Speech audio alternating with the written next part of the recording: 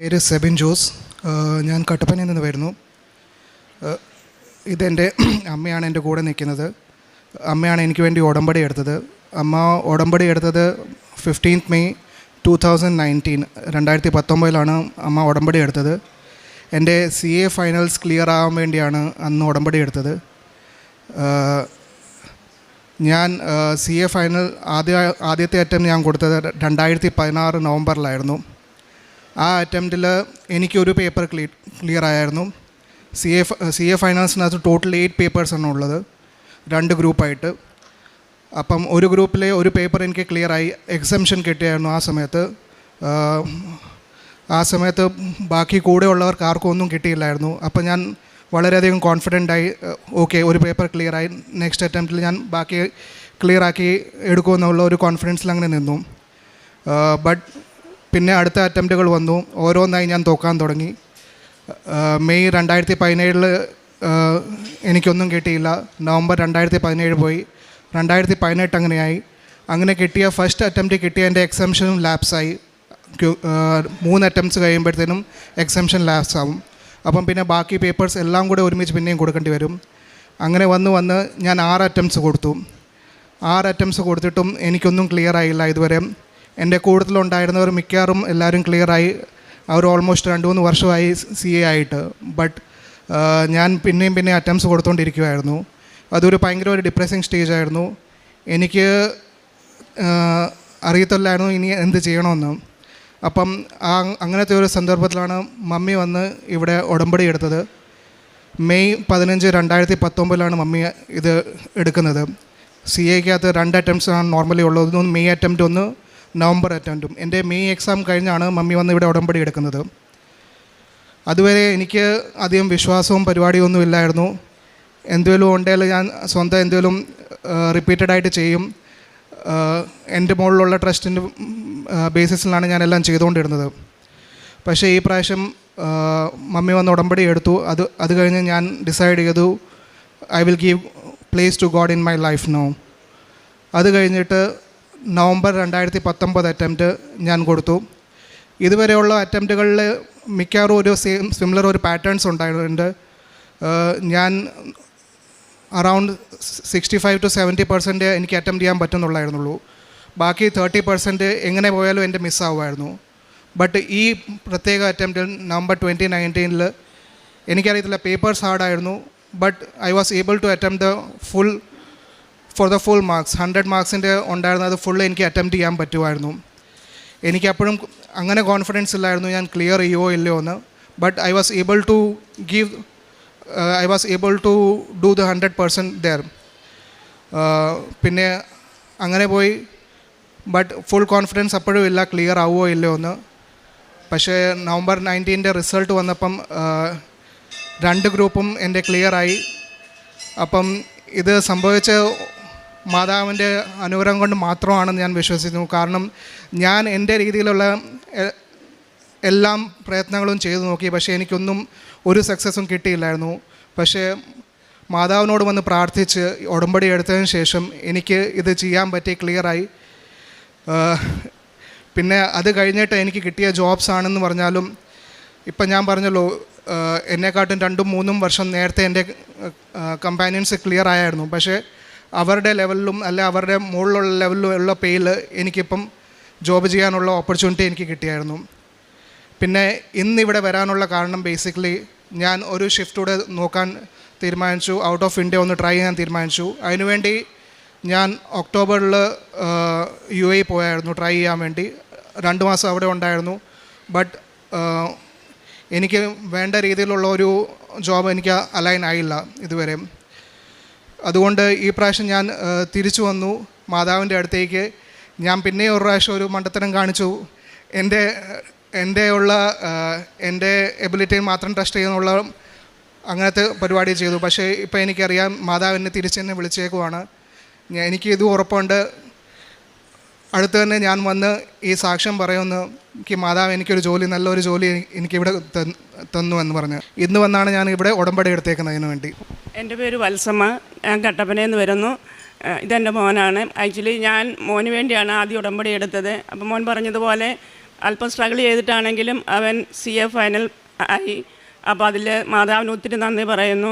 പ്രത്യേകമായി അവൻ കാശുരൂപം വെച്ച് പ്രാർത്ഥിച്ചതിൻ്റെ ഫലമായിട്ടാണ് പരീക്ഷകളെല്ലാം നന്നായിട്ട് എഴുതാൻ പറ്റിയത്. അതിൻ്റെ പ്രത്യേകത എന്ന് പറഞ്ഞാൽ ആദ്യം ഓരോ എക്സാമിനും അവൻ പരീക്ഷ എഴുതുമ്പോൾ അവൻ എല്ലാ എക്സാമും വളരെ എളുപ്പമായിരുന്നു. പക്ഷേ ഒറ്റ ഡിഫറൻസേ ഉള്ളായിരുന്നു, he could not complete the exam. ഒരു 15-20 മാർക്കിൻ്റെ പേപ്പേഴ്സ് ക്വസ്റ്റ്യൻസ് അവൻ അറ്റൻഡ് ചെയ്യാൻ പറ്റുമായിരുന്നില്ല. പക്ഷേ കാശുരൂപം വെച്ച് പ്രാർത്ഥിച്ചതിൻ്റെ ഫലമായി കൂടുതൽ കാശുരൂപം കൊണ്ടുപോയി അത് വെച്ച് പ്രാർത്ഥിച്ച് അവൻ പരീക്ഷ ചെയ്തതിൻ്റെ ഫലമായി അവൻ ലാസ്റ്റ് എക്സാമിന് എല്ലാ ക്വസ്റ്റ്യനും അറ്റൻഡ് ചെയ്തു. പക്ഷേ ഇറ്റ് വാസ് വെരി ഡിഫിക്കൽട്ട് ആയിരുന്നെങ്കിൽ റിസൾട്ട് വന്നപ്പോൾ അത് ഞങ്ങൾക്ക് സന്തോഷത്തിന് അമ്മ വക തന്നു. പിന്നെ മറ്റ് ഞാൻ ചെയ്യുന്ന കാരുണ്യ പ്രവൃത്തികളൊക്കെ എന്ന് പറഞ്ഞാൽ ഞങ്ങളുടെ അടുത്ത് കട്ടപ്പന എന്ന സ്ഥലത്ത് പ്രതീക്ഷാഭവനുണ്ട്. അവിടെ മെൻ്റലി റിട്ടാർഡ് ആയിട്ടുള്ളവരും പിന്നെ ഒത്തിരി പ്രായം ചെന്നവരുമായിട്ട് നടക്കാൻ ബുദ്ധിമുട്ടുള്ളവരും ഒക്കെ ആയിട്ടുള്ള കുറേ ആൾക്കാരുണ്ട്. അപ്പോൾ അവരുടെ അടുത്ത് പോയി അവരെ കുളിപ്പിക്കുകയും അവരുടെ നഖം വെട്ടിക്കൊടുക്കുകയും കുറേ സമയം 1-2 മണിക്കൂറൊക്കെ അവരുടെ കൂട്ടത്തിലിരുന്ന് സംസാരിക്കും. അപ്പോൾ അവർക്ക് ഒത്തിരി സന്തോഷമാണ്, കാരണം അവരോട് ആരും സംസാരിക്കാനില്ല. അപ്പോൾ ആരെങ്കിലും ഇങ്ങനെ ഇടയ്ക്ക് വരുന്നു സംസാരിക്കുമ്പോൾ അവർ ഒത്തിരി ഹാപ്പി ആവുന്നുണ്ട്. പിന്നെ അവർ പറയും ഇടയ്ക്കിടയ്ക്ക് ഇവിടുന്ന് കിട്ടുന്ന ഉപ്പറിൻ്റെ കൊടുത്തു കഴിയുമ്പോൾ അവർ ഒത്തിരി സന്തോഷമാകുന്നു. പിന്നെ ഇവിടുന്ന് കിട്ടിയ പത്രങ്ങൾ, എൻ്റെ പ്രേക്ഷിത പ്രവർത്തനം എന്ന് പറഞ്ഞാൽ ഇവിടുന്ന് കിട്ടിയ പത്രങ്ങളൊക്കെ ഞാൻ 1-2 ദിവസത്തിനകം ഒന്നെങ്കിൽ പള്ളിയിൽ പോകുമ്പോൾ കൊടുക്കും, അല്ലെങ്കിൽ ഞങ്ങളുടെ അടുത്തൊരു ഹോസ്പിറ്റലുണ്ട്, ആ ഹോസ്പിറ്റലിൽ ചെന്നിട്ട് ഓരോരുത്തർക്കും അവിടെ നിൽക്കുന്നവർക്ക് ഓരോരുത്തർക്കും പ്രാർത്ഥിച്ചു കൊടുക്കും. ചിലർക്കൊക്കെ കൊടുക്കുമ്പോൾ ഒരു മുഖമൊക്കെ വല്ലാത്തതുപോലെ കാണിക്കും. പക്ഷേ അങ്ങനെ കാണിക്കുമ്പോൾ അത് ഞാനൊരു സന്തോഷത്തോടെ സ്വീകരിച്ച് ഈശോയ്ക്ക് കാഴ്ചവെക്കും. പിന്നെ ദിവ്യബലിയിലൊക്കെ എല്ലാ ദിവസവും വിശുദ്ധ കുർബാനയിൽ പങ്കെടുക്കും. 2 ആഴ്ചയിൽ അല്ലെങ്കിൽ ഒരാഴ്ച കൂടുമ്പം കുമ്പസാരിക്കും. പിന്നെ പ്രാർത്ഥനാ കാര്യങ്ങളെന്ന് പറഞ്ഞാൽ എല്ലാ ദിവസവും ജപമാല ഒരു 3-4 ജപമാലയൊക്കെ എത്തിക്കും. പിന്നെ ബൈബിള് വായിക്കും. അങ്ങനെ പിന്നെ പറ്റുന്ന പോലെയൊക്കെ മറ്റുള്ളവരെ സഹായിക്കുകയും ചെയ്യും. ഇതാണ് എൻ്റെ സാക്ഷ്യം. സുഭാഷിതങ്ങൾ 16-ാം അധ്യായത്തിൽ തിരുവചനങ്ങൾ അരുളി ചെയ്യുന്നു, മനുഷ്യൻ പദ്ധതികൾ വിഭാവനം ചെയ്യുന്നു, അന്തിമമായ തീരുമാനം കർത്താവിൻ്റേതത്രേ. ഒരുവന് തൻ്റെ നടപടികൾ അന്യൂനമെന്ന് തോന്നുന്നു, കർത്താവ് ഹൃദയം പരിശോധിക്കുന്നു. നിൻ്റെ പ്രയത്നം കർത്താവിൽ അർപ്പിക്കുക, നിൻ്റെ പദ്ധതികൾ ഫലമണിയും. എങ്ങനെയാണ് സെബിൻ ജോസ് പരിശുദ്ധ അമ്മ ജീവനോടെ പ്രത്യക്ഷപ്പെട്ട ഈ ആൾത്താരയിൽ താൻ ഇന്ന് ഈശോയുടെ മകനാണ്, തനിക്ക് കിട്ടിയത് ഈശോയും അമ്മയും തനിക്ക് നൽകിയ കൃപ ഒന്നുകൊണ്ട് മാത്രമാണ് തൻ്റെ ജീവിതത്തിൽ തനിക്ക് താൻ ഏറ്റവും കൂടുതൽ വിഷമിച്ചിരുന്ന, അതായത് ഏറ്റവും തനിക്കൊട്ടും സാധിക്കില്ല എന്ന് കരുതിയിരുന്ന തൻ്റെ CA എക്സാം പാസ്സാകുന്നതിനെക്കുറിച്ചാണ് ഈ മകൻ പറയുക. എത്ര പ്രാവശ്യം അറ്റൻഡ് ചെയ്തെന്നും ഓരോ പ്രാവശ്യവും അതെത്രമാത്രം ഡിഫിക്കൽട്ടായിട്ട് വന്നു, ക്ലിയറായ ഒരു പേപ്പർ കൂടി തനിക്ക് നഷ്ടപ്പെട്ട അവസ്ഥയിലേക്ക് കൂടെ വീണ്ടും പോവുകയാണ്. അങ്ങനെ ഇവിടെ ഇന്ന് പറയുമ്പോൾ ഞാൻ എൻ്റെ സാധ്യമാകുന്ന രീതിയിലൊക്കെ ഞാൻ നോക്കി, എനിക്ക് ഒന്നും ലഭിച്ചില്ല. തൻ്റെ മമ്മി ഇവിടെ വന്ന് ഉടമ്പടി എടുക്കുമ്പോഴും ഈ മകന് പറഞ്ഞു, എനിക്കധികം ഒന്നും വിശ്വാസമില്ലായിരുന്നു, എനിക്ക് കഴിവുണ്ട്, എനിക്ക് പഠിക്കാൻ പറ്റും. അപ്പോൾ ഇതൊക്കെ ഈ മകൻ്റെ മാത്രം കാര്യങ്ങളല്ല. ഇന്ന് പല യുവതീ-യുവാക്കളും അവരുടെ ജീവിതത്തിൽ അവർ ചിന്തിക്കുന്നതാണ്, ഇതിൻ്റെയൊക്കെ ആവശ്യം എന്ത്, പഠിക്കാൻ ബുദ്ധിയുണ്ട്, പഠിച്ചുകൂടെ, പിന്നെന്തിനാണ് ഈ ഉടമ്പടിയൊക്കെ.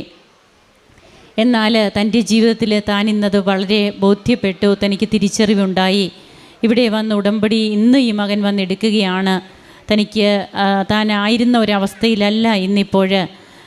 ഏറ്റവും നന്നായിട്ട് തൻ്റെ അമ്മയുടെ ഉടമ്പടിയിലൂടെ മാത്രമാണ് തനിക്ക് പരീക്ഷ പാസ്സാകാൻ സാധിച്ചത്. അതും ഏറ്റവും ടഫായിരുന്നു പല എക്സാമുകളും താൻ അറ്റൻഡ് ചെയ്ത പേപ്പറുകൾ. എന്നാൽ അതിനു മുമ്പൊന്നും തനിക്ക് സാധിക്കാതിരുന്നത് അത് സ്കിപ്പ് ചെയ്യുക, അതായത് ക്വസ്റ്റ്യൻസ് പൂർണ്ണമായിട്ടും അറ്റൻഡ് ചെയ്യാനായിട്ട് തനിക്ക് സാധിക്കുന്നില്ല. അമ്മയെ കൂടെ കൊണ്ടുപോവുകയാണ്. പരിശുദ്ധ അമ്മയുടെ കാശുരൂപവും കൊണ്ടുപോവുക എന്ന് പറഞ്ഞാൽ അമ്മ നമുക്ക് വേണ്ടി അവിടെ വന്നിരിക്കുകയാണ് നമ്മുടെ എക്സാമിനേഷൻ ഹാളിൽ. അതുപോലെ നമുക്ക് എവിടെയൊക്കെ നമുക്ക് അമ്മയുടെ ആവശ്യമുണ്ടോ അവിടെയൊക്കെ അമ്മ വരും സാന്നിധ്യമായിട്ട്. നമുക്ക് പലപ്പോഴും നമുക്കാണ് ആ തിരിച്ചറിവില്ലാതെ പോകുന്നത്. അതുകൊണ്ട് മാത്രമാണ് നാം പലപ്പോഴും പല നന്മകളും നമുക്ക് കിട്ടിയിട്ടും അത് ദൈവത്തിൻ്റെ കൃപയാണെന്ന് മനസ്സിലാക്കാൻ സാധിക്കാതെ പോവുക. ഇന്ന് തനിക്ക് ഉടമ്പടി എടുക്കാനുള്ള കൃപയുണ്ടായി. It is not by merit but by grace എന്നത് ഇന്ന് സെബിൻ ജോസ് തിരിച്ചറിഞ്ഞു. നമുക്ക് അതുപോലെ അമ്മച്ചി എന്തെല്ലാമാണ് അമ്മയുടെ ഉടമ്പടിയിൽ ആ മകള് കാരുണ്യ പ്രവർത്തനങ്ങളെ പ്രേക്ഷിത പ്രവർത്തനമൊക്കെ ആയിട്ട് ചെയ്യുന്നു. മാതാപിതാക്കൾ മക്കൾക്ക് വേണ്ടി ഉടമ്പടി എടുത്ത് പ്രാർത്ഥിക്കണം, നല്ലത് തന്നെയാണ്. എന്നാൽ പിന്നീട് ഈ മക്കൾ തന്നെ ദൈവസ്നേഹം കൊണ്ട് നിറഞ്ഞ് കർത്താവിനെ ശുശ്രൂഷിക്കുന്നവരായിട്ട് മാറുമ്പോൾ അപ്പോഴാണ് നമുക്ക് വേണ്ടിയിട്ടുള്ള നിൻ്റെ പ്രയത്നം കർത്താവിൽ അർപ്പിക്കുക, നിൻ്റെ പദ്ധതികൾ ഫലമണിയുമെന്ന് തിരുവചനം പറഞ്ഞതുപോലെ നമുക്ക് വേണ്ടിയിട്ടുള്ള പദ്ധതികൾ അപ്പോഴാണ് പൂവണിയുക. നമുക്ക് കരങ്ങളടിച്ച് ഈശോയ്ക്കും അമ്മയ്ക്കും നന്ദി പറയാം. യേശുവേ നന്ദി, യേശുവേ സ്തുതി, യേശുവേ ആരാധന. അമ്മ മാതാവിനും തിരുക്കുമാരനും 1000 നന്ദി. എൻ്റെ പേര് പ്രിയ. ഞങ്ങൾ ഇടുക്കി ജില്ലയിലെ കട്ടപ്പനയ്ക്കടുത്ത് നാങ്കുതൊട്ടി ഇടവകയിൽ നിന്ന് വരുന്നു. ഞാൻ ആദ്യമായിട്ട് ഉടമ്പടി എടുത്തത് 2020 ഫെബ്രുവരിയിലാണ്. ഇപ്പം ഇവിടെ നിൽക്കുന്നത് ഇതെൻ്റെ മമ്മിയാണ്, ഹസ്ബൻഡിൻ്റെ അമ്മ. ഞങ്ങൾക്ക് അമ്മ മാതാവ് തന്നൊരു സൗഖ്യം സാക്ഷ്യപ്പെടുത്താനാണ് ഇവിടെ നിൽക്കുന്നത്. മമ്മിക്ക് ഈ വർഷം ഓഗസ്റ്റിൽ യൂറിൻ പാസ് ചെയ്യുമ്പം പ്രോട്ടീൻ കൂടുതലായിട്ട് പോകുന്നുണ്ടായിരുന്നു. അപ്പം ഞങ്ങളൊരു യൂറോളജിസ്റ്റിനെ കൺസൾട്ട് ചെയ്തു. അതിൻ്റെ ബേസ് ലൈനായിട്ടുള്ള ഇൻവെസ്റ്റിഗേഷൻസ് ഒക്കെ ചെയ്തു. അപ്പം പ്രോട്ടീൻ ലോസ് നന്നായിട്ടുണ്ട്. 24 hour യൂറിൻ സാമ്പിൾ ടെസ്റ്റ് ചെയ്ത് കഴിഞ്ഞപ്പോൾ അതൊരു 5,000 എബോവ് ആയിട്ടായിരുന്നു ഉണ്ടായിരുന്നത്. അപ്പം അങ്ങനെ ഒരു അബ്നോർമാലിറ്റി കണ്ടതുകൊണ്ട് ഡോക്ടർ പറഞ്ഞു നമുക്കൊരു കിഡ്നി ബയോപ്സി ചെയ്യണം, എന്താണെന്നുള്ളത് ഫർദർ കണ്ടുപിടിക്കാനായിട്ട്. അങ്ങനെ ഞങ്ങൾ ഓഗസ്റ്റിൽ കിഡ്നി ബയോപ്സി ചെയ്തു. ഓഗസ്റ്റ് 30 ആയപ്പോഴത്തേക്ക് ഞങ്ങൾക്ക് റിസൾട്ട് കിട്ടി. മമ്മിക്ക് അമൈലോയിഡോസിസ് മൾട്ടിപ്പിൾ മൈലോമ, അത് വെച്ചാൽ ശരീരത്തിൽ അധികമായിട്ട് പ്രോട്ടീൻ പ്രൊഡ്യൂസ് ചെയ്യുന്നത് ഒരു അസുഖമാണ്. അതുവഴി മമ്മിക്ക് ക്യാൻസറിൻ്റെ തുടക്കവും കൂടിയായിരുന്നു. അപ്പോൾ ഞങ്ങൾ എത്രയും പെട്ടെന്ന് ഓങ്കോളജിസ്റ്റിൻ്റെ കൺസൾട്ടേഷൻ വേണമെന്ന് പറഞ്ഞു. ഞങ്ങൾ അതുവരെ ഇടുക്കിയിൽ തന്നെ ഒരു ഡോക്ടറിനെ ആയിരുന്നു കണ്ടത്. പെട്ടെന്ന് തന്നെ ഞങ്ങൾ എറണാകുളം മെഡിക്കൽ സെൻറ്റർ പാലാരിവട്ടത്തൊരു ഹോസ്പിറ്റലിലേക്ക് വന്നു. അവിടെ ഒരു ഓങ്കോളജിസ്റ്റിനെ കൺസൾട്ട് ചെയ്തു. അപ്പം സാറിൻ്റെ അഡ്വൈസ് വെച്ച് ഞങ്ങൾ വീണ്ടും ഫ്രീ കാപ്പ, ഫ്രീ ലാംഡ അങ്ങനെ കുറച്ച് ഇൻവെസ്റ്റിഗേഷൻസ് കൂടെ ചെയ്തു. അതിനകത്താണ് നമുക്ക് ഫൈനലായിട്ടുള്ള റിസൾട്ട് അറിയാൻ പറ്റുന്നത്. അതിനകത്ത് റിസൾട്ടുകളൊക്കെ കൂടുതലായിരുന്നു. എന്ന് വെച്ചാൽ 160 എബോവ് ആയിരുന്നു ഫ്രീ കാപ്പ ഉണ്ടായിരുന്നത്. അത് അങ്ങനെ കണ്ടു കഴിഞ്ഞപ്പം ഞങ്ങളോട് വീണ്ടും ഒരു കാർഡിയോളജിയുടെ കൺസൾട്ടേഷനൂടെ എടുക്കാൻ പറഞ്ഞു. എന്ന് വെച്ചാൽ മമ്മിക്ക് അത് കാർഡിയോളജിക്ക് എന്തെങ്കിലും പ്രശ്നമുണ്ടോ എന്നറിയാൻ വേണ്ടി. അങ്ങനെ എക്കോ ചെയ്തു, അതിലും പ്രശ്നം ഉണ്ടായിരുന്നു. വാൽവിന് ചെറിയൊരു പ്രശ്നം ഉണ്ടായിരുന്നു. അങ്ങനെ ഈ റിസൾട്ടുകളൊക്കെ ആയിട്ട് ഞങ്ങൾ ഓങ്കോളജി കൺസൾട്ടേഷൻ വീണ്ടും എടുത്തു. അത് കഴിഞ്ഞപ്പം ഇത് ഡോക്ടർ പറഞ്ഞത് ഇച്ചിരി സീരിയസ് ആയിട്ടുള്ള സംഭവമാണ്. നമ്മൾ ഏകദേശം ഒരു 36 ഇഞ്ചക്ഷൻസ് എന്ന് വെച്ചാൽ chemo injection weekly once 36 injection എടുക്കണമെന്ന് ഞങ്ങളോട് പറഞ്ഞു. സെപ്റ്റംബർ 10 ഞങ്ങൾ മമ്മിക്ക് കീമോ സ്റ്റാർട്ട് ചെയ്തു. ഇഞ്ചക്ഷനാണ്, ഞാൻ നേഴ്സാണ്, ബേസിക്കലി സബ് ക്യൂ എടുക്കുന്ന ഇഞ്ചക്ഷനാണ്, വയറിനായിരുന്നു. അപ്പോൾ ഞങ്ങൾ ഫസ്റ്റ് ഡോസ് സെപ്റ്റംബർ 10 എടുത്തു. ഞാൻ നേരത്തെ ഉടമ്പടി എടുത്ത ആളായിരുന്നത് കൊണ്ട് തന്നെ എനിക്ക് മമ്മിയെ എങ്ങനെയെങ്കിലും ഇവിടെ അച്ഛൻ്റെ അടുത്ത് കൊണ്ടുവരണം എന്നൊരു ഉദ്ദേശം മാത്രമേ ഉണ്ടായിരുന്നുള്ളൂ. ഫസ്റ്റ് ഡോസ് കഴിഞ്ഞതിന് ശേഷം സെപ്റ്റംബർ 16 ഞങ്ങൾ ഇവിടെ വന്നു. അച്ഛൻ്റെ അടുത്ത് വന്ന് അച്ഛൻ മമ്മിക്ക് വേണ്ടി പ്രാർത്ഥിച്ചു, സൈത്ത് പൂശി പ്രാർത്ഥിച്ചു. ഞങ്ങൾ തിരികെ പോയി. വീണ്ടും മമ്മിയുടെ റെഗുലർ ഡോസ് ഞങ്ങൾക്ക് എല്ലാ ട്യൂസ്ഡേയിലുമാണ് ഇഞ്ചക്ഷൻസ് വരുന്നത്. അതിൻ്റെ കൂടെ മമ്മിക്കൊരു 9 ടാബ്ലറ്റ്സ് കീമോയുടെ ടാബ്ലറ്റ്സ് ഉണ്ടായിരുന്നു. ഇതെല്ലാം ഞങ്ങൾ കണ്ടിന്യൂ ചെയ്തുകൊണ്ടിരുന്നു. ഇതിനിടയ്ക്ക് ഒക്ടോബർ മാസത്തിൽ മമ്മിക്ക് ഇച്ചിരി വയ്യാഴികയും വോമിറ്റിംഗ് ലൂസ്റ്റൂളൊക്കെ വന്ന് അഡ്മിറ്റ് ചെയ്തു. എന്നിരുന്നാലും മാതാവ് ഞങ്ങളെ സംരക്ഷിച്ചു. അവിടെ നിന്നൊക്കെ ഞങ്ങൾ മുന്നോട്ട് വന്നു. ടോട്ടൽ ഞങ്ങൾ 9 ഇഞ്ചക്ഷൻസ് കംപ്ലീറ്റ് ചെയ്തു. അത് കഴിഞ്ഞപ്പോൾ മമ്മിക്ക് പെട്ടെന്ന് ഭയങ്കരമായിട്ട് കാലിനും കൈക്കൊക്കെ മരവിപ്പ്, പുകച്ചിൽ, അങ്ങനത്തെ പ്രശ്നങ്ങളൊക്കെ വന്നു തുടങ്ങി.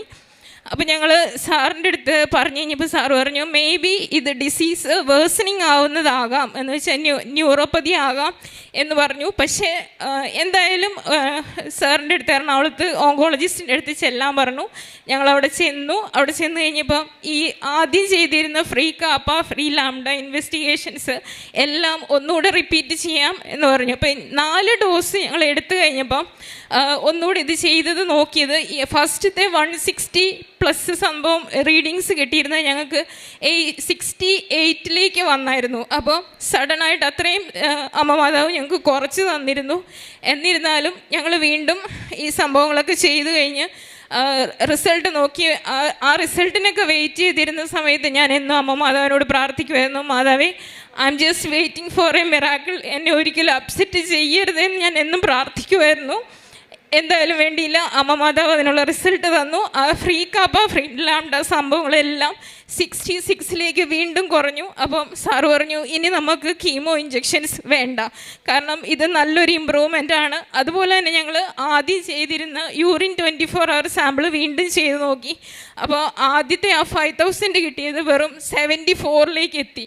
അതെന്ന് വെച്ചാൽ അതൊരു നോർമൽ ഹ്യൂമൻ ബീങ്ങിൻ്റെ യൂറിൻ 24 hour പ്രോട്ടീൻ നോക്കിക്കഴിഞ്ഞാൽ എങ്ങനെ ഇരിക്കും അതേപോലെ തന്നെ നോർമൽ വാല്യൂയിലേക്ക് വന്നു. അപ്പോൾ സാർ പറഞ്ഞു ഇത് ഇനിയിപ്പോൾ നമുക്ക് നോർമലായ സ്ഥിതിയിൽ ഇഞ്ചെക്ഷൻസിൻ്റെ ആവശ്യമില്ല, നമുക്ക് ജസ്റ്റ് ഒരു മെയിൻ്റനൻസ് ടാബ്ലറ്റ് മാത്രം മതി എന്ന് പറഞ്ഞു. അങ്ങനെ ഇപ്പം ഞങ്ങൾ മമ്മിക്ക് ആകെപ്പാടെ ഒരു ടാബ്ലറ്റ് മാത്രമേ ഉള്ളൂ. അത് ഒരു ദിവസം ഒരു നേരമായിട്ട് 36 ഇഞ്ചെക്ഷൻസ് പറഞ്ഞ സ്ഥാനത്ത് വെറും 9 ഇഞ്ചെക്ഷൻസേ ഞങ്ങൾ എടുത്തിട്ടുള്ളൂ. അതും ഫുൾ ഡോസ് ആയിട്ട് 2 milligram എടുക്കേണ്ടി പറഞ്ഞത് 4 ഡോസ് മാത്രമേ ഞങ്ങൾ എടുത്തിട്ടുള്ളൂ. അത് കഴിഞ്ഞ് മമ്മിക്ക് ശാരീരികമായിട്ടുള്ള ബുദ്ധിമുട്ടുകൾ ഉണ്ടായിരുന്നത് കൊണ്ട് ഡോസ് കുറച്ച് കൊണ്ടുവന്ന് ആ 9 ഡോസിൽ പകുതി ഡോസ് കുറച്ചായിരുന്നു ഞങ്ങൾ എടുത്തിട്ടുണ്ടായിരുന്നത്. എന്തായാലും ഇപ്പം അമ്മ മാതാവ് ഒരുപാട് അനുഗ്രഹിച്ചു. ഞങ്ങൾക്ക് കീമോ ഇഞ്ചെക്ഷൻസ് ഇല്ല, ആകെപ്പാടെ മമ്മി ടാബ്ലറ്റ്സ് മാത്രമേ കഴിക്കുന്നുള്ളൂ. മമ്മി ആരോഗ്യത്തോടെ ഇരിക്കുന്നു, ഭക്ഷണം കഴിക്കുന്നു, ഞങ്ങളുടെ കൂടെ എല്ലാ ആക്ടിവിറ്റീസിലും ഞങ്ങളുടെ കൂടെ കൂടുന്നു. അമ്മ മാതാവ് ഇത്രയും വലിയൊരു അനുഗ്രഹം തന്നതിന് നന്ദി പറയുന്നു. അതുപോലെ തന്നെ ഞാൻ ഉടമ്പടി എടുത്ത സമയത്ത് ഞാൻ എബ്രോഡായിരുന്നു.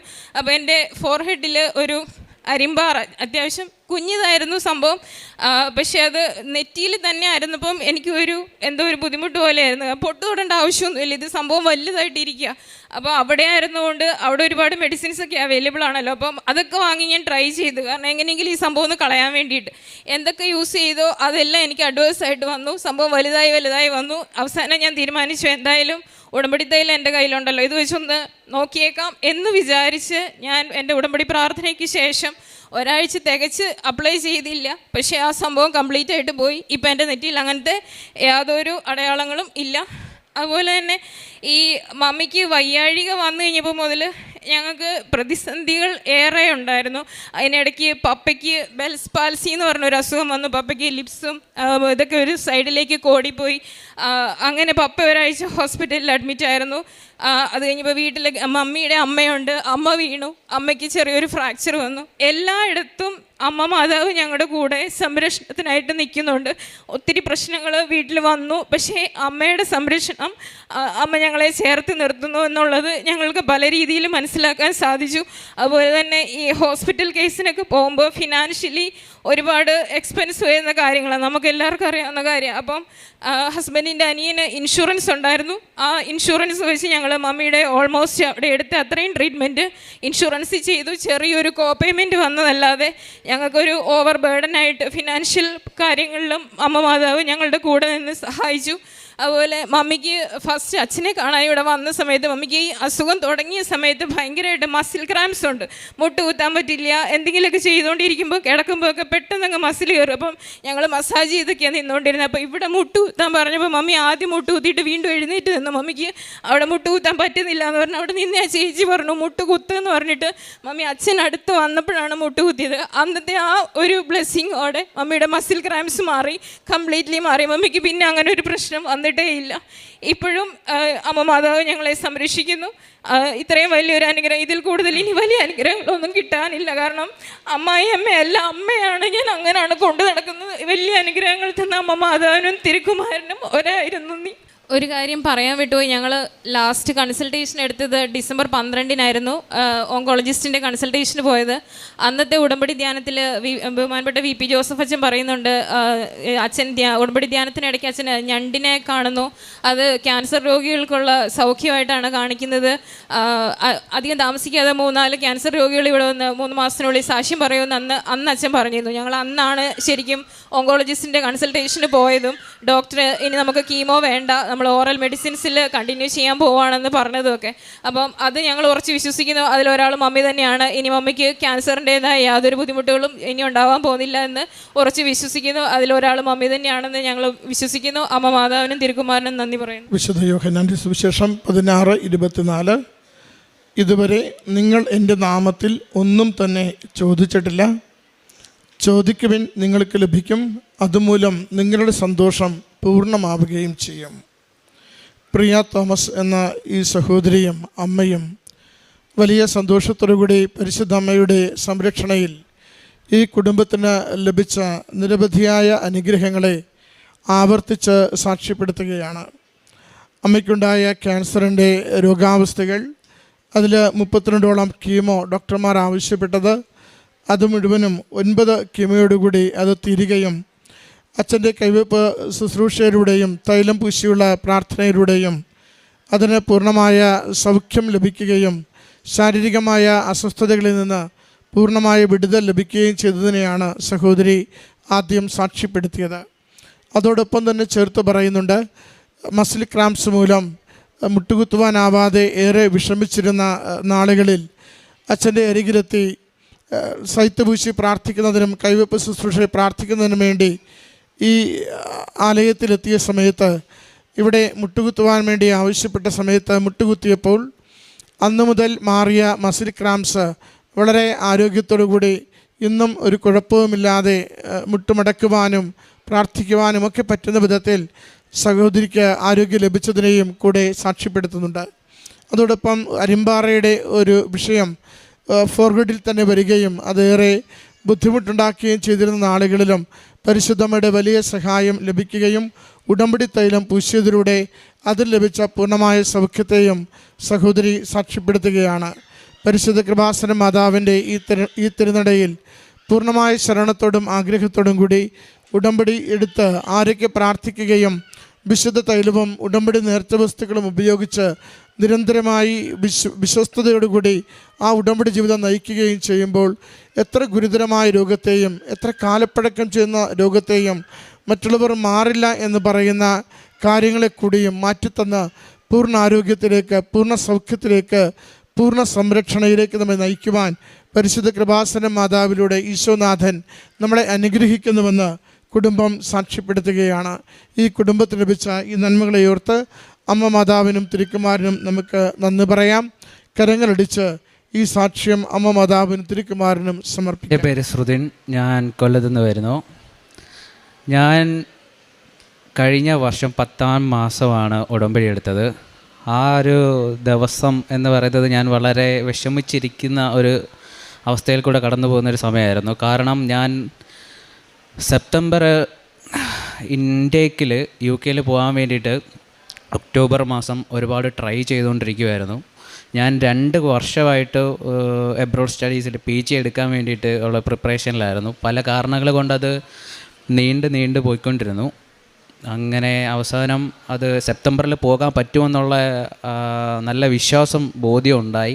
അതിനുവേണ്ടി പ്രിപ്പയർ ചെയ്തുകൊണ്ടിരുന്നു. ഞാൻ നിലവിൽ 6 വർഷമായിട്ട് വർക്ക് ചെയ്യുവാണ് ഒരു കമ്പനിയിൽ. അപ്പം ആ ജോലിയുടെ കൂടെ ഇതിൻ്റെ പ്രിപ്പറേഷനും ബുദ്ധിമുട്ടാണ്. എന്തായാലും പോകാൻ പറ്റുമെന്ന് വലിയ വിശ്വാസത്തിൽ ജോലി രാജിവെച്ചു.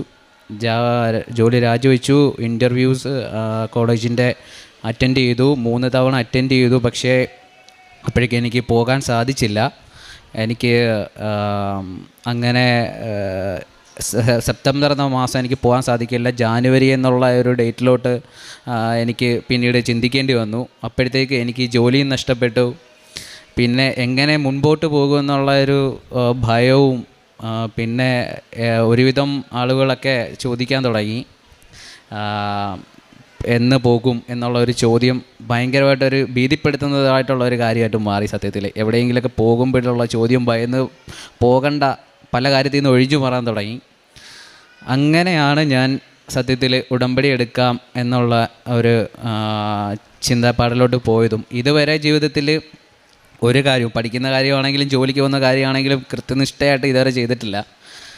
ഒരു കാര്യത്തിന് വേണ്ടിയിട്ടും ഇത്രയും കാലമായിട്ട് സ്പെൻഡ് ചെയ്തിട്ടില്ല. കുറച്ച് ദിവസം ചെയ്യും, പിന്നെ മടുക്കും, നിർത്തും, പിന്നെ വല്ലപ്പോഴും അങ്ങനെയൊക്കെ പോയിക്കൊണ്ടിരുന്ന ഒരാളായിരുന്നു. അപ്പം ഉടമ്പടി എടുത്തു. പക്ഷേ അത് പിന്നെ ഒരു റൊട്ടീനായിട്ട് അങ്ങ് മാറി, അതെൻ്റെ ശീലമായി മാറി. 5:30 എണീറ്റ് അത് ചെയ്യുക എന്നുള്ളത്, ഈവനിങ് അത് ചെയ്യുക എന്നുള്ളത് എല്ലാം ഒരു ശീലം, തനിയെ അങ്ങ് ആയിപ്പോവും. ഞാൻ മുമ്പൊക്കെ എന്തെങ്കിലും കാര്യം ചെയ്യണമെങ്കിൽ അലാറം വെക്കും. അലാറം വെക്കാതെ അതൊന്നും ചെയ്യാൻ പറ്റത്തില്ല, മറന്നുപോകും. അപ്പം ഇത് മാത്രം പക്ഷേ അങ്ങനെ എനിക്ക് അങ്ങനെ ഇങ്ങനെ കഷ്ടപ്പെട്ട് ഓർത്ത് ചെയ്യേണ്ടതായിട്ടുള്ള ഒരു രീതിയിലോട്ട് വന്നില്ല. ആദ്യം തൊട്ട് തന്നെ അങ്ങനെയായിരുന്നു. പിന്നീട് ഇത് ഞാൻ കൃത്യനിഷ്ഠയോടെ ചെയ്തുകൊണ്ടിരുന്നു. നല്ലപോലെ വിശ്വസിച്ചു. ഞാൻ പിന്നീട് ജാനുവരിയിൽ പോകാൻ വേണ്ടിയിട്ടുള്ള തയ്യാറെടുപ്പിലും ഇത് തുടർന്നുകൊണ്ടിരുന്നു. സത്യം 2 വർഷമായിട്ട് നോക്കിയിട്ട് ഇതുവരെ പരാജയം മാത്രം സംഭവിച്ചുകൊണ്ടിരുന്ന സ്ഥാനത്ത് 2 വർഷം കൊണ്ട് നടക്കാത്തത് 2 മാസം കൊണ്ട് ഒരു തടസ്സവുമില്ലാതെ ഒരു കാര്യം എന്ന് വെച്ച് കഴിഞ്ഞാൽ യൂണിവേഴ്സിറ്റിയിൽ നിന്നും ഉള്ള കോഴ്സ് ആണെങ്കിലും ഇൻ്റർവ്യൂസ് ആണെങ്കിലും അവിടെ നിന്നുള്ള റെസ്പോൺസ് ആണെങ്കിലും ഫീസ് അടയ്ക്കാനുള്ള സാമ്പത്തികമാണെങ്കിലും സത്യം പറഞ്ഞാൽ ആലോചിച്ച് പ്ലാൻ ചെയ്ത് നോക്കിയാൽ പോലും സാധ്യമല്ല എന്ന് തോന്നിയ കാര്യം സത്യം പറഞ്ഞാൽ സാഹചര്യത്തോടും കാര്യത്തോടും അടുത്ത് വരുമ്പോഴത്തേക്ക് അതങ്ങ് നടന്നു പോകുന്നുണ്ടായിരുന്നു. അതെങ്ങനെയാണെന്ന് ഈ ഉടമ്പടി എടുത്തത് കൊണ്ട് മാത്രമാണ് എനിക്ക് മനസ്സിലായത്. അത് ഒരു ദൈവത്തിൻ്റെ ഒരു സഹായം എന്നുള്ളൊരു അല്ലാതെ മറ്റൊരു ശക്തി അതിനകത്തില്ല. കാരണം ഇത്രയും 2 വർഷമായിട്ട് ഞാനിതിനകത്ത് നോക്കിയിട്ടും ഈ സാമ്പത്തികം എന്ന് പറയുന്നത് ആണൊരു ഭയങ്കരമായൊരു വെല്ലുവിളിയായിട്ടിരുന്നത്. പക്ഷേ അതൊക്കെ ഒരു നിസ്സാരമായി അങ്ങ് നടന്നു പോയിക്കൊണ്ടിരുന്നു. പിന്നീട് ഏറ്റവും പ്രധാനപ്പെട്ടൊരു കാര്യമെന്ന് പറഞ്ഞു കഴിഞ്ഞാൽ, ഏറ്റവും അത്ഭുതം എന്ന് പറഞ്ഞു കഴിഞ്ഞാൽ, ഞാൻ കോളേജിലെ ഫീസെല്ലാം അടച്ചു. അതിനുശേഷം നമ്മൾ വിസ അപ്ലൈ ചെയ്യണം. വിസ അപ്ലൈ ചെയ്യുമ്പോഴത്തേക്കും ഞാൻ വല്ലാണ്ട് ലേറ്റായപ്പോഴും നമ്മൾ വിസ ലേറ്റായിട്ട് അപ്ലൈ ചെയ്യുവാണെങ്കിലും നമുക്ക് വിസ പെട്ടെന്ന് കിട്ടാൻ വേണ്ടി എക്സ്ട്രാ ക്യാഷ് നമ്മൾ എംബസിക്ക് പേ ചെയ്തിട്ട് നമുക്ക് വിസ പെട്ടെന്ന് കിട്ടും. അപ്പം എൻ്റെ കൂടെ എനിക്ക് 23-ാം തീയതി ആയിരുന്നു അപ്പോയിൻമെൻറ്റ്. എൻ്റെ കൂടെ അപ്പോയിൻമെൻറ്റിന് വന്നവർ മിക്കവരും പ്രയോറിറ്റി വിസ, അതായത് നോർമൽ നമ്മൾ വിസയ്ക്ക് കൊടുക്കുന്ന ക്യാഷിന് പുറമേ ഒരു 55,000 രൂപയ്ക്ക് അടുത്തുള്ള ക്യാഷ് എക്സ്ട്രാ കൊടുക്കുമ്പോൾ കുറച്ചുകൂടി സ്പീഡാകും. അതായത് ഒരു 5 ദിവസം വർക്കിംഗ് ഡേയ്സ് കൊണ്ട് കിട്ടും. ഞാൻ നോർമലാണ് കൊടുത്തത്, എനിക്ക് 15 ദിവസം കൊണ്ട് കിട്ടും ഏകദേശം. ചിലപ്പോൾ അത് നീണ്ടുപോകാം. അപ്പം ഞാൻ 23-ാം തീയതി അറ്റൻഡ് ചെയ്തു. എൻ്റെ കൂടെ വരാനുള്ള കുട്ടികളും 23-ാം തീയതി പ്രയോറിറ്റി വിസ അപ്ലൈ ചെയ്തു. എനിക്ക് 50,000 രൂപ ചിലവ്, അവർക്ക് 1,18,000 അടുപ്പിച്ച് ചിലവുണ്ട്. പക്ഷേ എനിക്ക് 31-ാം തീയതി അവരുടെ കൂടെ തന്നെ എനിക്ക് വിസ കിട്ടി. അപ്പോൾ എനിക്ക് അത്രയും സമയ ലാഭം, എനിക്ക് അത്രയും ടെൻഷൻ അടിക്കേണ്ടി വന്നില്ല. എനിക്ക് അത്രയും സാമ്പത്തിക ലാഭം ഉണ്ടായി. അപ്പം ഇതൊരിക്കലും നടക്കത്തില്ല എന്ന് ഞാൻ വിചാരിച്ച കാര്യമാണ്. ഞാനൊരു ജാനുവരി 5 ഇന്നത്തേക്കൊക്കെ വിസ ഏകദേശം കിട്ടുമായിരിക്കും എന്ന് വിചാരിച്ചു. ഞാൻ ഗൂഗിളിൽ നോക്കി AI ചോദിച്ചു. AI പറഞ്ഞത് എനിക്ക് ജാനുവരി 15 ശേഷമേ വിസ കിട്ടത്തുള്ളൂ എന്ന് പറഞ്ഞേ. അത് ജാനുവരി വരെ പോലും പോകേണ്ടി വന്നില്ല. ഡിസംബർ 31-ാം തീയതി വിസ കിട്ടി. അതിനിടയിൽ ക്രിസ്മസിൻ്റെ 2 അവധിയും ഉണ്ടായിരുന്നു. 23-ാം തീയതി കഴിഞ്ഞ് 25, 26. അതും വർക്കിംഗ് ഡേയ്സിലാണ് ആ അവധി വന്നത്. അങ്ങനെ ആ ഡേയ്സും ഹോളിഡേ ആയി. എന്നിട്ടും എനിക്ക് വിസ കിട്ടിയത് എങ്ങനെ കിട്ടിയെന്ന് എനിക്കറിയത്തില്ല. അപ്പം ഇത് ഞാൻ സത്യം പറഞ്ഞാൽ ഉടമ്പടി എടുത്തതിന് ശേഷം ഇങ്ങനെ ചെയ്തത്, ഇത്രയും കാര്യങ്ങൾ, ഇത്രയും പ്രൊസീജിയറൊക്കെ ചെയ്തത് സത്യം പറഞ്ഞാൽ വലിയ എഫേർട്ട് എടുക്കേണ്ടി വന്നില്ല, വലുതായിട്ട് ടെൻഷൻ അടിക്കേണ്ടി വന്നില്ല. ഇത് വളരെ സിമ്പിളായിട്ട് ഓടിപ്പോയി. അത് ഉടമ്പടി എടുത്തതുകൊണ്ട് മാത്രമാണെന്നാണ് ഞാൻ ഇപ്പോഴും വിശ്വസിക്കുന്നത്. കാരണം അല്ലാതെ വേറെ ഒരു ഇതുമില്ല. എന്ന് വെച്ച് കഴിഞ്ഞാൽ കഴിഞ്ഞ സെപ്റ്റംബറിൽ പോകാൻ ഞാൻ നോക്കിയപ്പോൾ മുഴുവൻ തടസ്സമായിരുന്നു, മൊത്തം പ്രശ്നങ്ങളായിരുന്നു, ടെൻഷനായിരുന്നു. നമ്മുടെ മൈൻഡ് നമ്മളുടെ കയ്യിലല്ല. പിന്നെ സെപ്റ്റംബർ തൊട്ടിട്ട് ജോലിയില്ലാതെ വീട്ടിൽ ഇരുന്നിട്ടും ഞാൻ എൻ്റെ ചിലവുകളും കാര്യങ്ങളും എല്ലാം ഓടിപ്പോയി. പിന്നെ എനിക്ക് കടം അങ്ങനെ ഉണ്ടായില്ല. സാധാരണ ജോലിയില്ലാതെ എനിക്ക് അത്യാവശ്യം ചിലവ് ഇച്ചിരി കൂടുതലുള്ള ഒരാളായിരുന്നു ഞാൻ അതൊക്കെ മനസ്സിലായി. എനിക്ക് ചിലവ് കൂടുതലായിരുന്നു. സത്യം പറഞ്ഞാൽ അത് ചിലവ് കുറച്ചായിരുന്നെങ്കിൽ ഈ ഒരു ശമ്പളമില്ലാതെ നോക്കിയ കാലഘട്ടത്തിൽ ജീവിക്കാനുള്ള എന്തെങ്കിലും അതിനകത്തുനിന്ന് ചെയ്യായിരുന്നു. അങ്ങനെ കുറേ തിരിച്ചറിവുകൾ കിട്ടി. സത്യം പറഞ്ഞാൽ തിരിച്ചറിവുകൾ കിട്ടി. പിന്നെ ഇതിനകത്ത് നമ്മൾ ദിവസവും പ്രാർത്ഥിക്കുന്നതിനകത്ത് പ്രലോഭനങ്ങളിൽ ഉൾപ്പെടുത്തരുത് എന്ന് പ്രാർത്ഥിക്കുന്നത് തന്നെ സത്യം പറഞ്ഞാൽ എനിക്ക് അത് ഭയങ്കരമായി, ഞാൻ പ്രലോഭനങ്ങളിൽ വീണ് കൊണ്ടിരുന്ന ഒരാളായിരുന്നല്ലോ എന്നുള്ള തിരിച്ചറിവ് സത്യം പറഞ്ഞാൽ അങ്ങനെ വീണു. ആരുടെയെങ്കിലും 2 വാക്കിൽ നമുക്ക് പോവാം എന്ന് പറയും, ഇല്ലെങ്കിൽ നമുക്കത് വാങ്ങാം എന്നൊക്കെ പറയുമ്പോഴത്തേക്ക് വാങ്ങാം എന്ന് വിചാരിക്കുന്ന ഒരാളായിരുന്നു. പക്ഷേ ഇത്രയും ജോലി ഇല്ലാതെ വീട്ടിലിരുന്ന് ഈ പ്രാർത്ഥനയും കൂടി പ്രാർത്ഥിച്ചുകൊണ്ട് പോയിക്കൊണ്ടിരുന്നപ്പോഴാണ് സത്യം പറഞ്ഞാൽ ഒരുപാട് തിരിച്ചറിവുകൾ കിട്ടിയത്. ഇനി ഒരിക്കലും ഈ ഉടമ്പടി എടുക്കുന്നതിന് മുമ്പ് ഉണ്ടായിരുന്ന ഒരു ലൈഫ് സ്റ്റൈലിലോട്ട് എനിക്ക് പോകാൻ പറ്റത്തില്ല. കാരണം ഞാൻ ഒരുപാട് ചിന്തിച്ചു, ഒരുപാട് കാര്യങ്ങൾ മനസ്സിലായി, ഒരുപാട് മാറ്റങ്ങളുണ്ടായി, മാറണമെന്ന് മനസ്സിലായി. മാറി ഇനിയും മാറിക്കൊണ്ടിരിക്കുകയാണ് നല്ലൊരു നാളേക്ക് വേണ്ടിയിട്ടുള്ള രീതിയിൽ. ഇത് ജീവിതത്തിൽ ഒരുപാട് മാറ്റങ്ങളുണ്ടാക്കി. ഇത് കുറേ മുമ്പേ ചെയ്തായിരുന്നെങ്കിൽ എന്നേ രക്ഷപ്പെട്ടു പോയേനെ. ഈ വിസ ഇത്രയും പെട്ടെന്ന് കിട്ടി. ഞാൻ ടിക്കറ്റ് അത് കണക്കാക്കി എല്ലാം ഹോൾഡ് ചെയ്ത് വെച്ചു. അങ്ങനെ ഞാൻ പോകാനുള്ള ടൈം ആവുന്നതിന് മുമ്പ് ഇവിടെ വന്ന് ഉടമ്പടി എടുത്ത സമയത്ത് ഞാൻ മനസ്സിൽ ഉറപ്പിച്ചതാണ് ഇങ്ങനെ കയറി നിന്ന് സംസാരിക്കണം എൻ്റെ കാര്യങ്ങൾ. അങ്ങനെയുള്ളൊരു വിശ്വാസം അന്നേ ഉണ്ടായിരുന്നു. അങ്ങനെ എനിക്കതിന് സാധിച്ചു. ഞാനങ്ങനെ പോവുകയാണ്. എല്ലാ തടസ്സങ്ങളുമായിരുന്നു, എല്ലാം തുടക്കം മുതൽ എല്ലാം തടസ്സങ്ങളുണ്ടായിക്കൊണ്ടിരുന്നു. പലരും പറഞ്ഞു എൻ്റെ പ്രൊഫൈൽ വെച്ചിട്ട് എനിക്ക് പോകാൻ പറ്റില്ല, റിസ്ക്കാണ്, വിസ റിജക്ഷൻ കിട്ടുമെന്ന് വരെ ഭയന്ന് നടന്നിരുന്നതാണ് ഞാൻ. ഇപ്പോൾ എനിക്ക് ഒരു ടെൻഷനും ഇല്ല, എല്ലാം നടക്കും. നമ്മളൊരു കാര്യത്തിൽ വിശ്വസിച്ച് മുൻപോട്ട് പോയി ദിവസവും പ്രാർത്ഥിച്ച് വിശ്വസിച്ച് നടന്ന പോലെ തന്നെ വിശ്വസിച്ച് മുൻപോട്ട് പോയാൽ, അടുക്കും ചിട്ടായിട്ടുള്ള ഒരു ജീവിതം ഉണ്ടാക്കാൻ നോക്കിയാൽ എല്ലാം നേരെയാകും. 11-ാം തീയതി ഇവിടെ നിന്ന് പോവും. 11-ാം തീയതി തന്നെ UK എത്തും. 13-ാം തീയതി ക്ലാസ് സ്റ്റാർട്ട് ചെയ്യും. 15 മാസം നീണ്ടു നിൽക്കുന്ന ക്ലാസ്സാണ്. അതിന് ശേഷമേ എനിക്കിനി ഇവിടെ വരാൻ പറ്റുള്ളൂ. പിന്നെ ഞാൻ ഇപ്പോൾ ജോലി ഇല്ലാതെയൊക്കെ നിൽക്കുവാണെങ്കിലും എനിക്ക് എന്നെക്കൊണ്ട് പറ്റുന്ന രീതിയിൽ ഇപ്പോൾ എൻ്റെ കൂടെ പഠിക്കുന്നവരുടെ ഒരുപാട് എനിക്കെല്ലാം സിമ്പിളായിട്ട് നടന്നതുകൊണ്ടും തടസ്സമില്ലാതെ നടന്നതുകൊണ്ടും പിന്നെ മുമ്പുള്ള കുറച്ച് എക്സ്പീരിയൻസ് ഉണ്ടായതുകൊണ്ടും മറ്റുള്ളവരെ ഈ കാര്യത്തിൽ ഹെൽപ്പ് ചെയ്യാനുള്ള നല്ല കോൺഫിഡൻസും ഉണ്ട്, കുറച്ച് അറിവുകളും ഉണ്ടായി. അതുകൊണ്ട് എനിക്ക് എൻ്റെ കൂടെ ഉള്ളവർ പല പ്രൊസീജിയറും ചെയ്യാൻ വേണ്ടിയിട്ട്, ആപ്ലിക്കേഷൻ കൊടുക്കാൻ വേണ്ടിയിട്ട് ബുദ്ധിമുട്ടുന്നത് അവരിങ്ങനെ ഡിസ്കസ് ചെയ്യുമ്പോൾ തന്നെ എനിക്ക് അവരെ സിമ്പിളായിട്ട് ഹെൽപ്പ് ചെയ്യാൻ പറ്റും. ഞാൻ 1-2 പേരെ നല്ലപോലെ ഹെൽപ്പ് ചെയ്തു, 1-2 പേരെ മോട്ടിവേറ്റ് ചെയ്തു. അതുകൊണ്ട് മാത്രം അവരിപ്പോഴും പ്രതീക്ഷയോടെ വിസയ്ക്ക് വേണ്ടി കാത്തിരിക്കുകയാണ്. 23-ാം തീയതി സ്റ്റാൻഡേർഡ് വിസ എന്നെപ്പോലെ കൊടുത്ത കുട്ടികൾക്ക് ഇതുവരെ കിട്ടിയിട്ടില്ല വിസ, അവരും അതിനുവേണ്ടി വെയിറ്റിംഗ് ആണ്. അപ്പം ഞാൻ സത്യം പറഞ്ഞാൽ സ്റ്റാൻഡേർഡ് വിസ ഈ ഒരു ടൈമിൽ എടുത്തത് റിസ്ക് ആണെന്ന് പലരും പറഞ്ഞു. എൻ്റെ കോളേജിൽ നിന്ന് പറഞ്ഞത് സൂപ്പർ പ്രയോറിറ്റി വിസ കൊടുക്കണമെന്നാണ്. അതിന് 1.5 ലക്ഷം രൂപയ്ക്ക് മേളിൽ വരും. അത് ഞാൻ കേൾക്കാതെയാണ് അതിനും താഴെയുള്ള സ്റ്റാൻഡേർഡ് വിസ അപ്ലൈ ചെയ്തത്. അങ്ങനെ ഞാൻ പോകുകയാണ്. എന്നെക്കൊണ്ട് പറ്റുന്ന രീതിയിൽ എല്ലാവരെയും സഹായിക്കും. ഇനി അങ്ങോട്ട് എനിക്ക് അങ്ങനെയുള്ള ഒരു ഓപ്പർച്യൂണിറ്റി കൂടുതലായിട്ട് കിട്ടും. എല്ലാം ഇവിടെ ഉടമ്പടി എടുത്ത് വിശ്വസിച്ച് അതിൻ്റെ ഫലമായിട്ട് മാത്രമാണെന്നാണ് വിശ്വസിക്കുന്നത്. ഇനിയും ഇത് എൻ്റെ ജീവിതത്തിൻ്റെ ഒരു ഭാഗമായിട്ട് മുൻപോട്ട് കൊണ്ടുപോകും ഞാൻ. യോഹന്നാൻ്റെ സുവിശേഷം 1:16 അവൻ്റെ നാമത്തിൽ വിശ്വസിക്കുന്നവർക്കെല്ലാം കൃപയ്ക്കുമേൽ കൃപ. ഇവിടെ എങ്ങനെയാണ് കൃപയ്ക്കുമേൽ കൃപ ലഭിച്ച ഓരോ മക്കളും വന്ന് തങ്ങളുടെ അനുഭവങ്ങൾ പങ്കുവയ്ക്കുക. ശ്രുതിൻ സുരേഷ് ഈ തിരുവൾത്താരയിൽ അമ്മ പ്രത്യക്ഷപ്പെട്ട ഈ അൾത്താരയിൽ വന്നു നിന്ന് ഈ മകൻ തനിക്ക് എന്താണ് ഉടമ്പടി സമ്മാനിച്ചത്, താൻ എങ്ങനെ ഉടമ്പടി ജീവിതത്തിലൂടെ മറ്റൊരു വ്യക്തിയായി താൻ മാറി, അതാണ് ഈ ചെറുപ്പക്കാരൻ ഇവിടെ പറയുക. ഉടമ്പടി എടുക്കുന്നതിന് മുൻപ് തൻ്റെ ജീവിതം എങ്ങനെയായിരുന്നു എന്നും ഉടമ്പടിക്ക് ശേഷം തനിക്ക് പല തിരിച്ചറിവുകൾ, അതുതന്നെയാണ് ഏറ്റവും ആവശ്യമായിട്ട് നമുക്ക് വേണ്ടതും. ബോധ്യങ്ങളും തിരിച്ചറിവുകളും. അറിവ് നമുക്കെല്ലാവർക്കുമുണ്ട്, അറിവ് കൂടിയെങ്കിലേ ഉള്ളൂ. എന്നാൽ തിരിച്ചറിവുകളാണ് നമുക്കില്ലാത്തത്. ഈ തിരിച്ചറിവുകൾ നമുക്ക്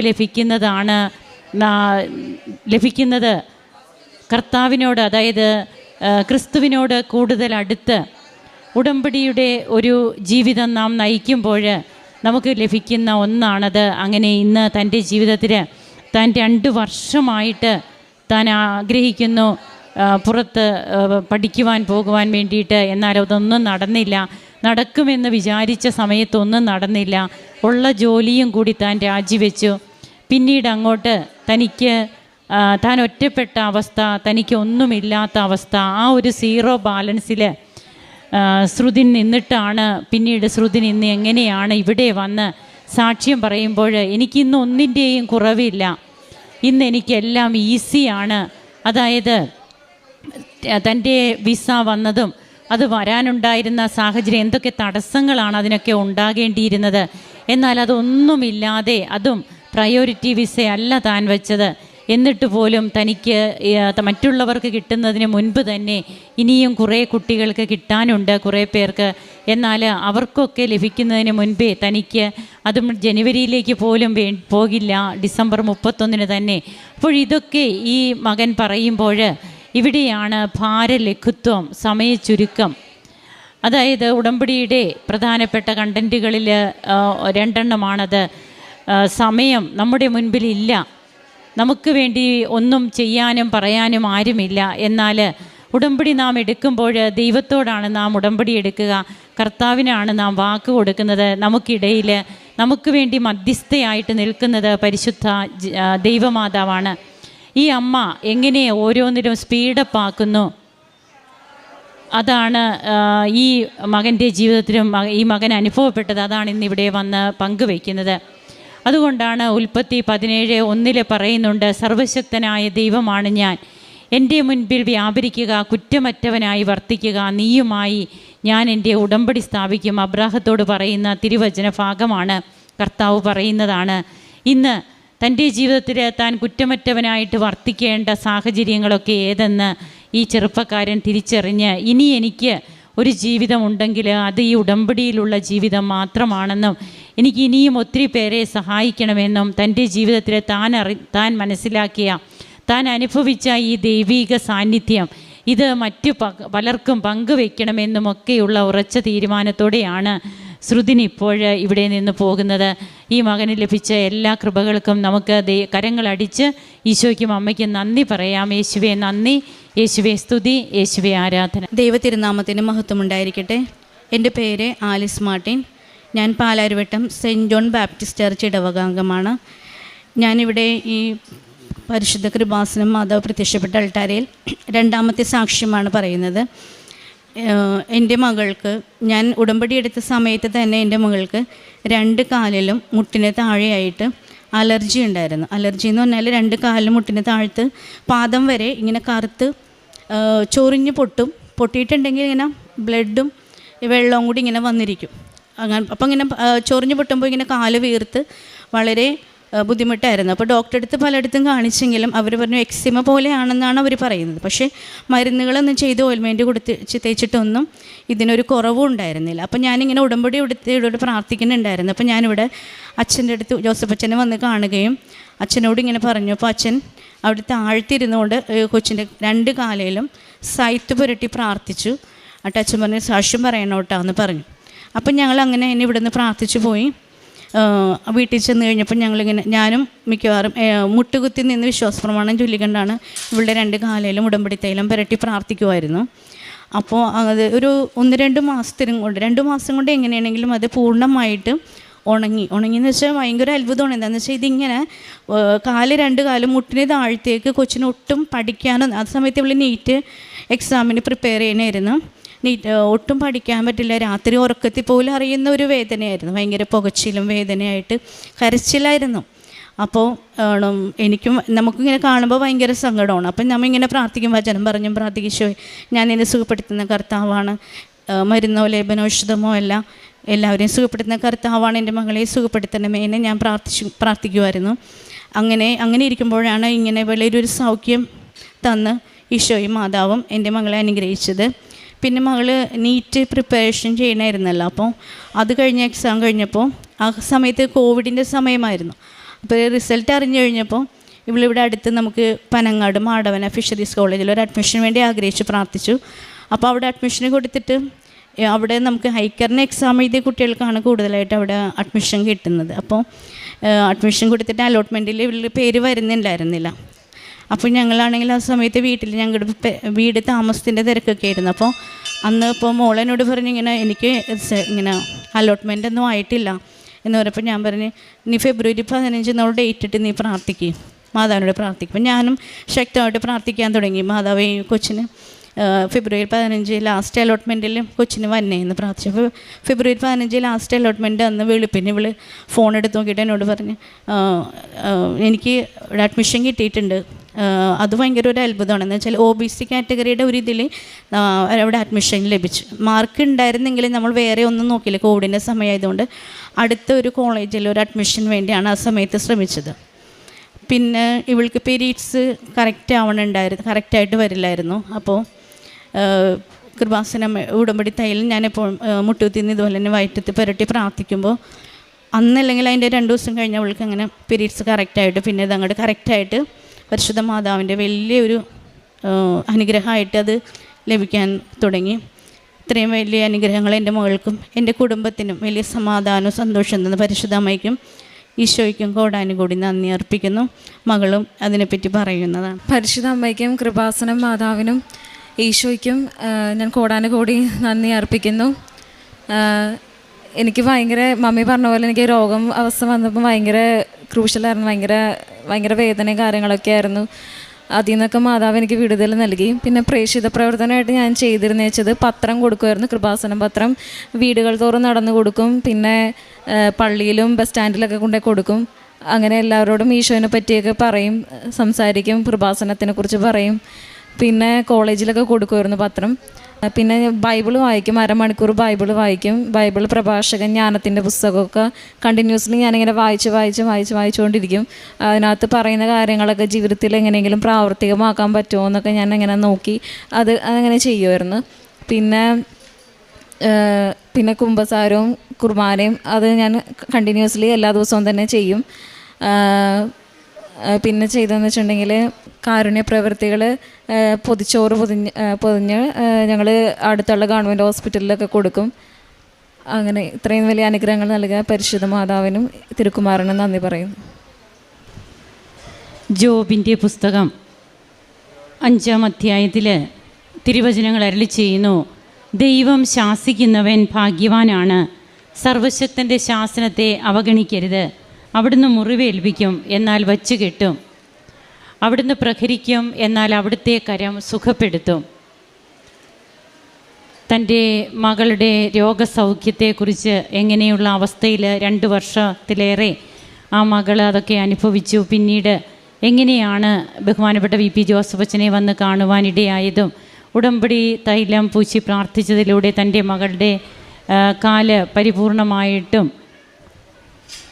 സൗഖ്യപ്പെട്ട, അലർജി രോഗത്തിൽ നിന്ന് സൗഖ്യപ്പെട്ട അനുഭവവും മകൾക്ക് അഡ്മിഷൻ ലഭിക്കുന്നതും അതുപോലെ ഇറഗുലറായിരുന്ന തൻ്റെ ശാരീരിക അസ്വസ്ഥതകളൊക്കെ തനിക്ക് എങ്ങനെയാണ് അതൊക്കെ ഉടമ്പടിയിലൂടെ മാത്രം തങ്ങൾക്ക് കൃപയായിട്ട് ലഭിച്ചത്.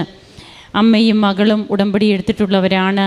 ഉടമ്പടി ജീവിതം തൻ്റെ ജീവിതത്തിൽ എങ്ങനെ കൂദാശ ജീവിതവും ഒക്കെ ഏറ്റവും നന്നായിട്ട് നയിച്ച് ഈശോയോടൊത്തുള്ളൊരു ജീവിതം നയിക്കുവാനായിട്ട് തനിക്ക് സാധിക്കുന്നു എന്ന് അഞ്ജുവും ഇവിടെ പറഞ്ഞു. നമുക്ക് നമ്മുടെ ജീവിതത്തെ കൂടുതലായിട്ട്, അതായത് നാം ഉടമ്പടി എടുത്തു എന്നുള്ളത് മാത്രമല്ല, ഉടമ്പടി ജീവിക്കുമ്പോഴാണ് നാം കർത്താവിന് സാക്ഷ്യം വഹിക്കുന്നവരാവുക. ഉടമ്പടി എടുത്ത് നമുക്ക് കിട്ടാത്ത കാര്യങ്ങളൊക്കെ ഓർത്ത് അതേക്കുറിച്ച് ഓർത്ത് മാത്രം ചിന്തിച്ച് ഞാൻ എഴുതിയതൊന്നും അല്ലെങ്കിൽ നിയോഗം വെച്ചതൊന്നും എനിക്ക് കിട്ടിയില്ലല്ലോ, ഞാൻ പ്രാർത്ഥിക്കുന്നതൊന്നും എനിക്ക് ലഭിക്കുന്നില്ലല്ലോ, ഈ ഒരു ചിന്ത മാത്രമാണോ നമ്മുടെ ഉള്ളിലുള്ളത്?